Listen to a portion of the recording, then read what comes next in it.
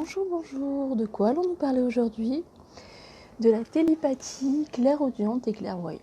Alors, nous savons bien sûr ce que c'est qu'un télépathe. C'est savoir lire à travers les pensées de quelqu'un. Ça peut être un état d'esprit, ça peut être ce qu'il pense de nous. Et Dieu sait que c'est pas toujours facile à vivre parce que quand vous avez des personnes qui vous font des beaux sourires et qui derrière pensent le contraire, au départ c'est douloureux. Mais quand on est suffisamment dans l'amour, on prend ça avec beaucoup de recul et on accepte la vision de l'autre, sachant qu'on ne peut pas plaire à tout le monde et que l'autre a le droit de nous voir autrement, déjà. Alors ensuite, la télépathie intuitive. Comment vous expliquer? Quand une personne vient me voir, que ce soit en consultation ou qu'elle vient m'aborder, je sais à qui j'ai affaire, hein, même s'il n'y a pas de photo, même s'il n'y a pas de la voix. Je sais, bien sûr pas dans les détails, mais je sais si c'est un fake ou pas, et je connais l'énergie. Souvent, je pousse un petit peu la découverte, non pas par vice ou par jeu, mais parce que je me dis que si une personne va créer un faux profil, si elle va essayer de rentrer dans ma vie, si elle va vouloir quelque chose ou si elle va me mentir sur des faits, ça ne sert à rien de lui dire écoute, tu mens.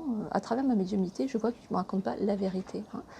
Je pense que s'il y a un mensonge et qu'il y a un mal-être derrière, il y a quelque chose qui ne va pas, il y a certainement une raison à avoir.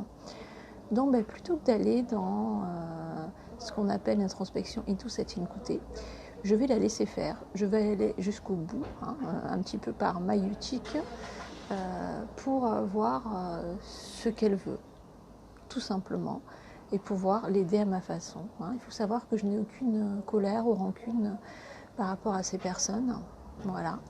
Mais voilà, la médiumnité et télépathie intuitive, c'est ça.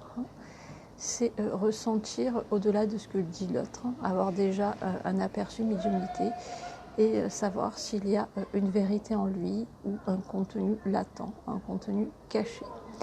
Ensuite, pour la petite précision, il faut savoir que j'ai mes amis et j'ai le droit d'avoir des amis qui ne sont pas amis avec vous. Juste une petite précision, en tant que thérapeute, je suis quelqu'un de très franc et je pense que la personne se reconnaîtra. Voilà.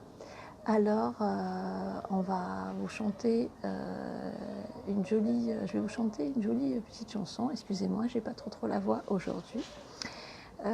C'est une chanson que j'aime beaucoup et qui ouvre à la Kundalini. Et cette chanson, c'est le Ramada